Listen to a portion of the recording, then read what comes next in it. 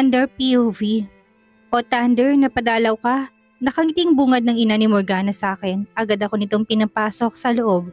Mas masigla na ito kumpara nung una ko itong makita. Siguro, dahil na rin sa regular check-up nito at patuloy na pag-inom ng gamot. Naku iho, nagabala ka pa. Tila nangihinayang tura nito nang makitang marami kong dalang groceries at lutong pagkain. Hindi ito isang abala, Nay. Ako na nagsalansa ng mga pinamili ko dahil ayaw ko itong mapagod. Pagkatapos ay agad kong tinanong ang ina ni Morgana. May problema ka ba, Nay? Kayo ni Morgana? Oo, isa ito sa dahilan kung bakit ako nagpunta dito. Gusto kong malaman kung anong problema nilang mag-ina. I know it was wrong because it's a family matter. But for me, when it comes to Morgana, it's matter. Mahalaga sa akin ang nobya ko. Kung sakaling malaman ng nobya kong ginawa at magalit ito'y maintindihan ko. I'm really worried. Hindi na ako mapakali dahil pakaramdam ko ay naglalagi ng pader sa pagitan naming dalawa si Morgana. Nag-aalala ko kasi ako kay Morgana, Nay. Sa palagi ko'y meron siyang problema nitong mga nakarang araw kaya nagpunta ako dito at sinadya kayo. Sinabi ko ng totoo dahil ayaw ko namang ilihim kung anong dahilan ng pagpunta ko dito. Iho, wala naman kaming problema ni Morgana. Ang totoo niyan ay kahit paano ay nakakaluwag kami dahil maganda ng trabaho niya at malaki rin ang pasahod sa kanya. Kaya nakakaipon kami para makabili ng bahay. Kumunot ang noo ko, nakapagtataka na kapag bibigay si Morgana sa kanyang ina dahil walang bawas sa mga cards na binigay ko dito.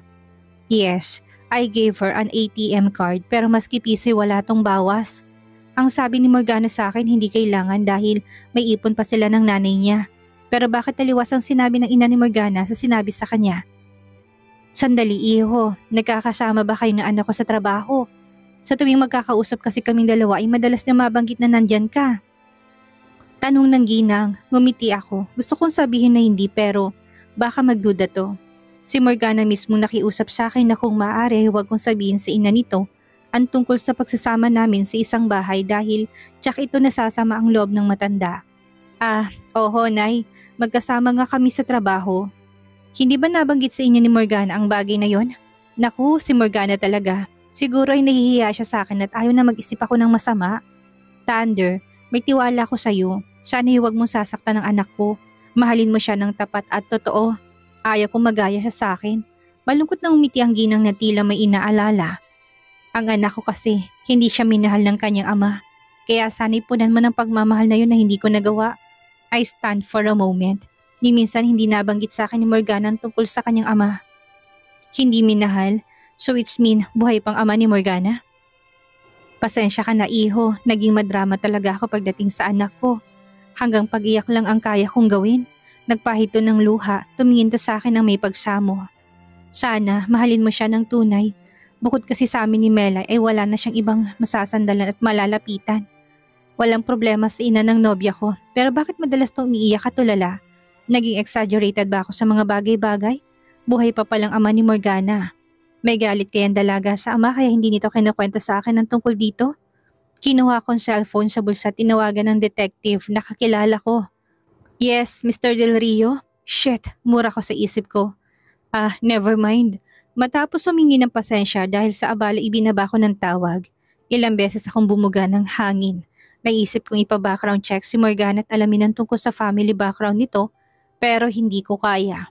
Mas gusto kong maghintay na sabihin sa akin itong lahat ng kusat bukal sa loob.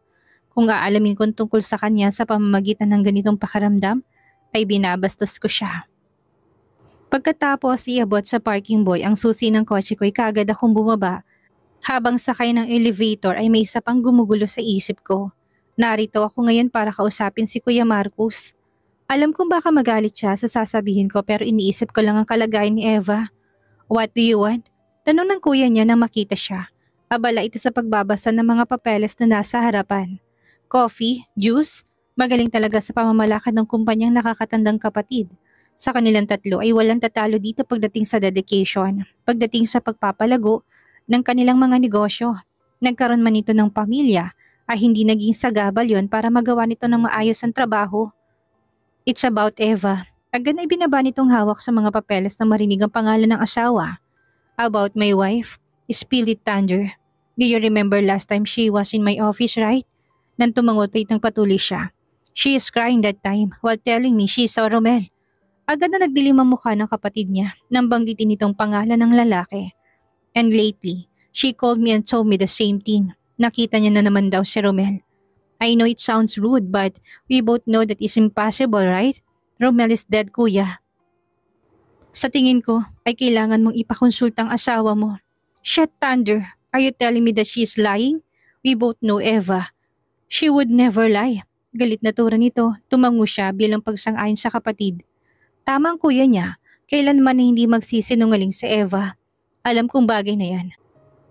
Pero alam naman natin na imposibleng bagay na yun. We all knew na sinisi niya sarili niya nang mamatay ang lalaking yun. Kahit galit siya dito dahil kung hindi dahil sa pagmamahal sa kanya, ay hindi mamamatay ang gagong yun. Ako ang pumatay sa lalaking yun.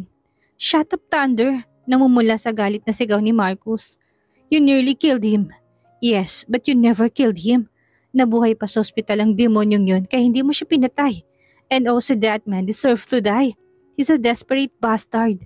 Baka kung ano pang gawin niya sa asawa ko sakaling buhay pa siya.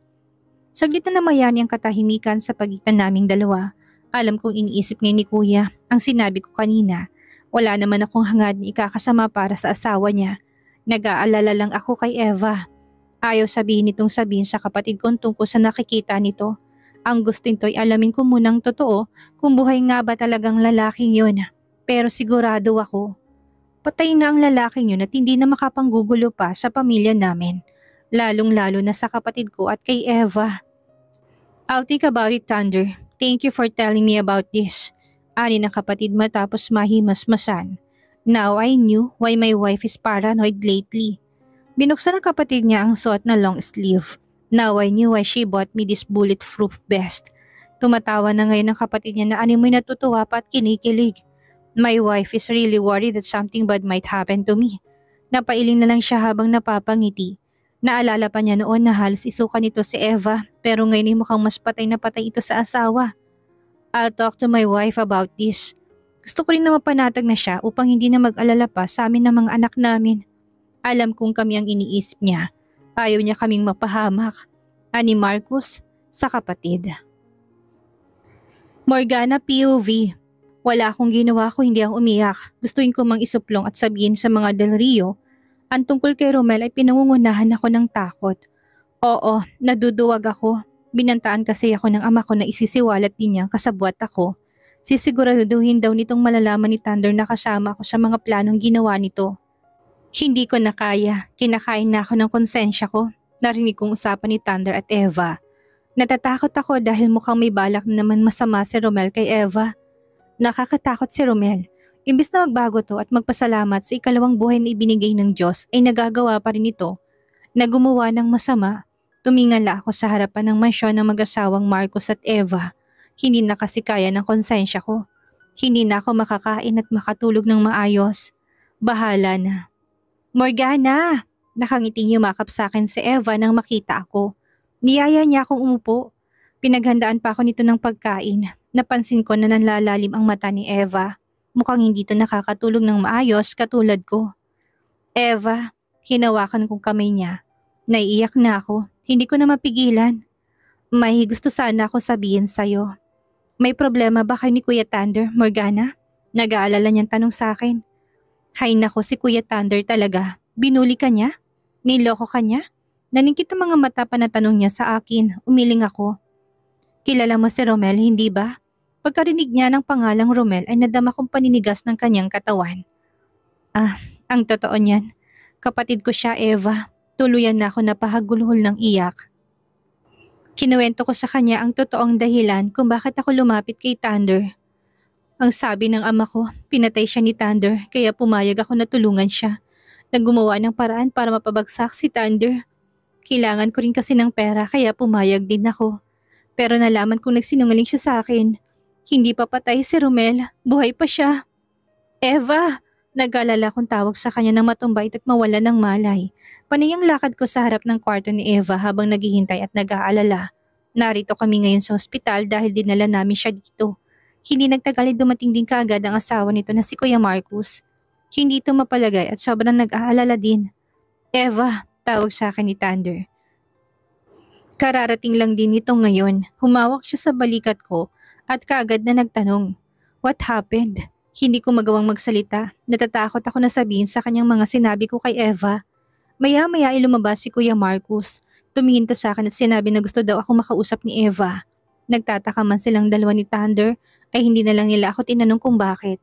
Pagpasok ko sa loob ay nagulat ako dahil nilak ni Eva ang pinto. "Eva, I'm sorry ha. No, Morgana. Wala kang dapat ihingi ng tawad." Putol ni Eva sa akin. "Ang tatay mo't si Romel ang may kasalanan. Ginamit ka lang nila at pinasakay." Yumuko ako't mahinang umiyak. Sa kabila ng sinabi ko sa kanya't nalaman niya ay mabuti pa rin siya sa akin. "Morgana, ikaw ang inaalala ko." "Huwag mo kong alalahanin, Eva. May kasalanan din naman ako sa nangyari eh. Naniwala ako sa ama ko. Hindi ko malang inalam ang totoo. Sa pagkakataong ito ay gagawin ko kung anong tama. Aaminin ko kay Thunder ang lahat." Pinahid kong luha ko at malungkot na ngumiti. Maintindihan ko kung magagalit man siya sa akin. "Morgana, awang-awa sa akin si Eva." "Paano na kayo ni Kuya Thunder?" "Lalayo ako, Eva. Mas makakabuti yun para sa aming dalawa." "Eva, makinig ka sa akin. Sa tingin ko'y may balak sa'yo si Romel. Narinig ko silang nag-uusap ng ama kong walang hiya. Gusto ko pa rin ng baliw kong kapatid kaya mag-iingat ka palagi." Halatang natakot to sa sinabi ko pero mas magandang alam niya na yon para makapag-ingat pa siya. "Aalis na ako. Salamat, Eva ha. Akala ko'y magagalit ka sa akin. Hindi ka lang maganda, mabait ka pa. Sana ganitong klase na lang ng taong naging kapatid ko. Hindi katulad ni Romel na napakasama." "Mukhang matagal-tagal lang naging usapan niyo ah. Siniraan ba ako ni Eva sa'yo?" Tumatawang biro ni Thunder paglabas ko. Hindi ah. Tanggi ko. Tumingin ako sa kamay namin na magkahawak. Parang maiiyak na naman ako. Kapag naiisip kong isang araw hindi na kami magkakasama ay parang sinasaksak ang puso ko sa sakit. "Mahal na mahal kita, Thunder." Huminto siya nang marinig ang sinabi ko. Bago pumasok sa kotse hinalikan niya ako sa noo. "I know that, Han. Pero tandaan mo rin na mahal din kita. Hindi magbabagong pagmamahal ko sa'yo. Kahit ano pang mangyari." Kinagat kong loob ng bibig ko para pigilan ang mapaiyak. Alam ko namang mahal na mahal niya ako. Ramdam ko yon. Bawat araw kaya nga tahimik at walang buhay kong mundo'y nagkaroon dahil sa kanya. Pinaramdam niya sa akin na pwede akong mahalin kahit na hindi kami magkapantay sa buhay. Habang magkasama kami ay susulitin ko ang oras. May usapan kasi kami ni Eva na ito nang bahalang magsabi sa pamilya ng Del Rio tungkol kay Romel. Bukas na bukas din ay aalis na ako, lalayo na ako. Hindi ko kasi kayang makitang galit at napupuot sa akin si Thunder. Bukod pa doon ay ayoko makitang galit din sa akin ng pamilya niya. Natatakot din ako na mahusgahan. Baka sabihin pa nila'y ganitong iginanti ko sa kabila ng kabutihan na ipinakita nila sa akin. Pinagluto ko si Thunder ng paborito niyang pagdating namin sa kondo. Pagkatapos namin kumain ay naglalambing na yumakap ako sa kanya habang nakaunan sa braso niya. "Thunder, alam mo ba na ikaw palang lalaking nagtanggol sa akin? Naalala ko nang ipinagtanggol niya ako sa mga dati kong kaklase. Ang saya ko dahil nagkaroon ako ng tagapagtanggol ng araw na yon. Kulot kasi ako dati, nagpa-reband lang ako ng buhok. Madalas ako makatanggap ng pangungutya kaysa magandang salita. Wala rin akong kaibigan. Huwag kang mag-alalahan, nandito na ako kaya wala nang makakapanakit sa'yo." Pumikit ako, hindi ko mapigil ang luha ko. Ikaw palang nagparamdam sa akin na hindi ako basura, bukod kay Melay at sa nanay. Ikaw lang ang meron ako. Hindi kasi ako mahal ng tatay ko. Naramdaman kong paghigpit niya ng yakap sa akin. Parang sinasabi ng yakap niya na huwag akong mag-alala dahil nariyan na siya. Mahal talaga kita, Thunder. Walang halong pagpapanggap o kasinungalingan ang nararamdaman ko para sa'yo. Tandaan mo palagi yan. Yumakap siya sa akin at sinubsob ang mukha sa balikat ko. "Tandaan mo rin na mahal kita, Morgana. Handa akong mahalin ka kahit na maging kulot pa ulit ang buhok mo. Paulit-ulit din kitang ipagtatanggol sa kahit na kanino. Hindi mo kailangan na matakot o mag-alala dahil hindi kita iiwan. Palagi kitang iintindihin." Humagulhol ako ng iyak habang nakayakap sa kanya. Sa isip ko'y paulit-ulit akong humihingi ng tawad dahil hindi ko na matutupad ang pinangako ko sa kanyang hindi ko siya iiwan. 3 araw nang nakakalipas, simula nang iwan ko si Thunder. Walang araw na hindi ako tahimik na umiiyak. At alam ni nanay ang lahat. Pinagtapat ko sa kanya ang lahat. Wala akong narinig na masakit na salita sa kanya. Ito pang humingi ng tawad sa akin dahil kasalanan daw niya kung bakit ako nagkaroon ng masamang ama. Tumawag sa akin si Eva. Binalita niyang lahat sa akin. Tahimik daw na inasikaso ang kaso. Nahuli na rin si Romel at nakakulong na. Ang magulang ni Romel na nagpalabas na patay na si Romel ay haharap din sa kaso. Malungkot at nasasaktan man ako ay masaya pa rin ako sa balitang nalaman ko. Kampante na ako dahil hindi na sila mapapahamak sa kamay ng ama at kapatid ko. Natigilan ako nang makitang isang babae na naghihintay sa akin sa labas nang bago naming tinutuluyan ni nanay. Teka, eto yung attorney na nakita kong kasama ni Thunder sa elevator. Ano kayang kailangan ng babaeng ito sa akin? Nang makita niya ako'y kagad siyang lumapit sa akin. Nagpalinga-linga pa ito na para bang may kinatatakutan. Morgana, I know na hindi magandang impression mo sa akin. Nakokonsensyang hinawakan niyang kamay ko. Maniwala ka, wala akong balak na guluhin ang relasyon niyo noon ni Thunder. Sinunod ko lang ang utos sa akin. Kung ako sa'yo ay babalik ako kay Thunder para humingi ng tulong. Hindi kaligtas nang wala ng tulong niya. Parehong nalaki ang mga mata naming dalawa nang maitim na sasakyan ang huminto sa tapat namin at pareho kami sa pilitang pinasok dito. Bago pa kami makahingi ng tulong, ay natakpan na kagad ng mga lalaking dumakip sa amin ang bibig namin. Sinubukan naming pumalag pero nawalan na kami ng malay dahil sa gamot na pinaamoy nila sa amin. Nagising ako nang makarinig ng ingay, parang may umiiyak at nagmamakaawa. Pagdilat ko'y wala namang tao sa kwarto bukod sa akin. Natakot akong bigla nang maalala ko na meron nga palang kumidnap sa amin ni attorney. Dahan-dahan akong tumayo. Kailangan kong makalabas dito at makahingi ng tulong sa mga pulis. Hindi naman nakalak ang pinto kaya nakalabas ako. Ganon na lang palalaki ng mata ko nang makita si attorney na nasa lapag at duguan habang sinasaktan to ng lalaking nakatalikod sa pwesto ko. Blake? Tawag ko pa, namutla ako. Tama ngang hinala ko, si Blake nga ito. Nilapitan ko si attorney at inupo siya. Awang-awa ako habang nakatingin sa dugo ang mukha nito. Bakit mo siya sinaktan, Blake? Halos hindi ko na makilala si attorney. Bukod kasi sa duguan ng mukha nito ay namamaga pa ito. Dalhin natin siya sa ospital. Please, baka mamatay siya kapag hinayaan natin siya. Napawang ang labi ko nang makitang nakangisi lang si Blake habang nakatingin sa amin. Tila wala itong pakialam sa kakakaibang ngisi nito. Nakakatakot na parang may gagawin hindi maganda. Mas mabuti pang mamatay ang babaeng yan. Hindi na nga niya nagawang inutos kong paghiwalayin kay ni Thunder. May balak pa siyang ikanta ko sa mga pulis. Tama na, bitawan mo siya. Awat ko nang hilahin niya si attorney patayo habang nakahawak sa buhok nito. Maawa ka, Blake. Pagmamakaawa ko pero hindi ito nakinig. Tama nga si Thunder, isa itong gago. Wala itong puso. Pagkatapos itong sampalin at sipain ng paulit-ulit si attorney, ay bumaling siya sa akin kaya takot ako na paatras. Kung narito si Blake, isa lang ang ibig sabihin nito. Ito ang taong nagpadukot sa amin. Ito rin yatang tinutukoy ni attorney na wala daw akong takas. Bakit mo kami pinakidnap? Anong kailangan mo sa akin? Wala naman akong atraso sa'yo. Ikaw pa nga may atraso sa akin nung huli tayo nakita. Nakita kong pintuan ng palabas. Nasa bandang likuran nito ni Blake. Kailangan kong makatakbo rito para makatakas. Tama ka, wala ka naman talagang atraso sa akin, Morgana. Pero ang ama mo, meron. Ikaw ang ginamit niyang pambayad sa utang niya sa akin kaya sa ayaw at sa gusto mo ay damay ka na. Hindi. Nagsimulang bumalong ang luha ko. It's true, Morgana. Ang walang hiya mong ama ang dahilan kung bakit kita nakilala. Inutangan niya ako tapos ikaw ang ginawa niyang pambayad. Ganun ka walang kwentang ama mo. Pero mabuti na rin ang nangyari. Dahil kung hindi sa kanya, hindi kita makikilala. Humalakak si Blake ng malakas. Hindi ko lang maungusan si Thunder. Matitikman ko pang babaeng mahal niya.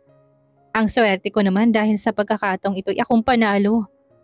Alam kong masama ang nasa isip ko pero kung nasa harapan kong ama ko ngayon ay baka mamura ko to. Hindi na nga ito nagpakaama sa akin ay nagawa pa akong ibenta sa katulad ni Blake na halang ang bituka. Sobrang sakit at pasakit na lang palagi ang dala niya sa buhay ko. Lahat ng mahawakan ko'y pinagbabato ko kay Blake para lang hindi niya ako malapitan.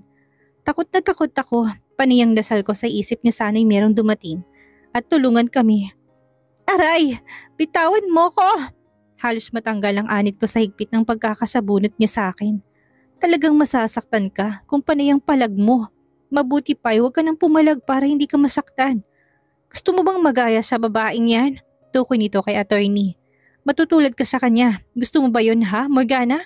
Pananakot nito. Ipapakulong kitang walang hiya ka. Malakas na pinisil ni Blake ang pisngi niya. Halos maluha siya sa dahil andiin ang pagkakahawak nito. Hindi ka tatahimik? Na nagpatuloy ako sa pagpupumiglas at pagkalmot dito ay sinuntok niya ako ng malakas sa tiyan. Yan ang bagay sa'yo. Masyado kang maingay. Tumawag to ng isang tauhan. Itapon yung babaeng yan at saka niyo linisin ang mga kalat dito. Utos ni Blake. Gusto ko sumigaw at humingi ng tulong pero wala na akong lakas pa. Nanghihinakot ng lalambot.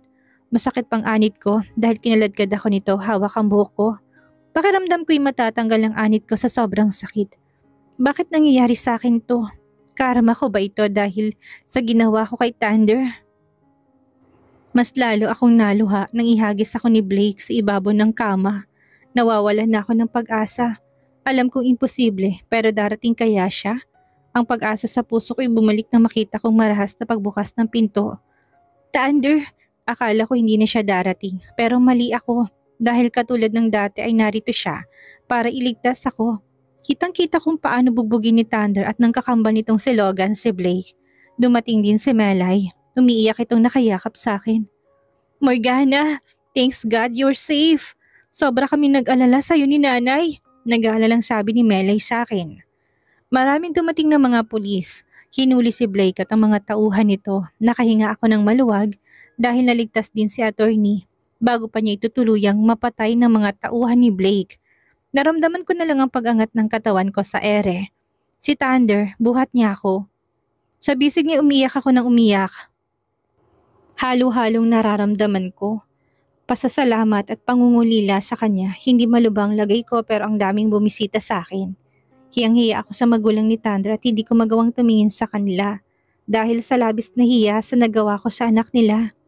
Morgana, iha, hindi mo kailangang sisihin ang sarili mo. Biktima ka lang na sarili mong ama, wika ng mommy ni Thunder. Sa katunayan ay natutuwa kami sa naging desisyon mo. Mas pinili mong sabihin at magtapat kaysang mapahamak ang pamilya ng anak ko. Tukoy nito sa pamilya ni Marcus. Ibang-iba ito sa inaasahan ko. Akala ko isusumpa nila ako sa galit. Pero hindi yan nangyari. Kinamusta pa ako ng lahat kaya lalo akong naiyak. Ang sarap sa pakiramdam na dama mo na mahalaga ka sa ibang tao. Si Nanay at Mela ay panay ang nangawa. Sa tabi ko kay natatawa ko sa kanila dahil pakiramdam ko ay para silang namatayan ng pamilya. Morgana, thank you ha. Ani Eva nang makalapit sa akin. Para sa akin ay napakatapang mo. Mas pinili mong tama kahit na alam mong masasaktan ka. Sige, aalis na kami. May tao kasi na hindi makapaghintay na masolo ka. Sabi pa nito sabay kindat ng makahulugan. Nakita ko rin si Melay na hinila si nanay palabas ng kwarto. Kagat ang labi at napayuko ako nang pumasok si Thunder. Hindi ko mabasang expression sa mukha niya. Galit siguro siya sa akin dahil pinaglaruan kong damdamin niya. Natigil ako sa pag-iisip ng maramdaman kong pagyakap niya sa akin. Lahat ng bigat sa dibdib ko'y tila bulang naglahong bigla. Sorry Thunder, sorry talaga. Parang batang iyak ko sa dibdib niya. Paulit-ulit ako humingi ng tawad habang humahagulhol ng iyak sa dibdib niya. Alam ko huli na dahil hindi na niya ako mapapatawad sa nagawa ko. Pero nagpapasalamat ako dahil sa kabila ng kasalanan ko, niligtas mo pa rin ako. Sinabi ko naman sa'yo hindi ba? Paulit-ulit kitang ipagtatanggol. Hindi mo kailangang matakot dahil hindi kita iiwan. Thunder, mahal kita Morgana. Nang malaman ko na kapatid mo si Romel ay nagkahinala na ako sa tunay mong pakay sa akin. That is why, hindi na ako nagbulat na sabihin sa akin ni Kuya mga pinagtapat mo kay Eva. Hindi makapaniwalang tumingin ako sa kanya. Alam mo, tumango si Thunder. Nagpasagawa ako ng bagong investigasyon about sa family ni Romel. I found out na buhay talaga siya. Nalaman ko din na may kapatid siya sa labas na madalas kitain ng daddy niya, which was you. Actually, I was really shocked. Sa dinami-dami ng babae, ikaw pang naging kapatid ng gagong yun. Pero believe me Morgana, hindi nagbagong nararamdaman ko sa iyo. Dahil sa nalaman ko, hindi naman ako tanga para hindi maramdamang mahal mo talaga ako. Hinawakan ako ni Thunder sa baba at masuyong tiningnan. Mas lalo kitang minahal sa ginawa mo dahil pinili mong magtapat ng totoo kahit na alam mong masasaktan ka. Pero aaminin ko na nagtatampo ako. Sumimangot ang gwapo nitong mukha. Sinong hindi magtatampo? Bigla mo na lang akong iniwan. Sana nagtapat ka rin sa akin para malaman mo kung anong magiging sagot ko. Sorry talaga, Thunder. Lumuluhang yumakap ako sa kanya. Natakot kasi ako na makitang galit mo sa akin kaya pinili kong lumayo. Shh! Enough saying sorry, Han. Sapat na sa akin na makasama ka. Pwede ka namang bumawi sa pagkakamali mo. Malambing niyang sabi. Bumitaw siya ng yakap sa akin. Nagulat ako dahil naglabas siya ng puting kahon. Tumahip ng malakas ang dibdib ko. Marry me, Morgana. Bumawi ka sa akin. Pakasalan mo ko't bigyan ng maraming anak. Huwag mo kong iiwan at habang buhay kang manatili sa tabi ko. Kaya mo ba yun, Morgana? Napaiyak ako sa sobrang saya. Oo, Thunder, kahit hanggang kamatayan pa, hindi kita iiwan. Maging si Thunder ang naluluha ng isot niya sa daliri ko ang singsing. Nabigla kami ni Thunder nang malakas na bumukas ang pinto at nangudngod sa sahig ang mommy ni Thunder. Si Eva, si Nanay at si Melay. Ah, oops, wala kaming narinig. Ngiting-ngiting wika ng mommy ni Thunder. Nagmamadali silang lahat na umalis na kunwari talaga ay walang narinig. Nagkatinginan kami ni Thunder at mihinang natawa. Teka, paano mo nga pala nalaman kung nasaan ako? Nagtataka kong tanong sa kanya nang magpaimbestiga ako. Nalaman ko na malaki ang utang ng ama mo kay Blake. Saka naalala mong mga lalaki na muntik nang dumukot sa kaibigan mo. Nagpaimbestiga sa Logan at lumabas na tauhan ni Blake ang mga lalaking yon. Naghinala ako na meron siyang balak na hindi maganda sa'yo. Dahil karamihan pala sa mga business niya ay puro illegal. Tila nahihiya itong nagkamot sa ulo. Actually, nung umalis ka ay nakabantay lang ako sa'yo mula sa malayo. Gusto ko munang ma-realize mo kung gaano mo ako kamahal kaya babalik ka sa akin. Pero nakita ko kayo ni Jean na magkausap at dinukot. Dahil doon ay mas lalong napadali ang paghuli sa kanya. Mahina ko siyang sinuntok si Chan. Ikaw ha, patay na patay ka pala sa akin. Pangasar ko sa kanya pero aba binawian ako.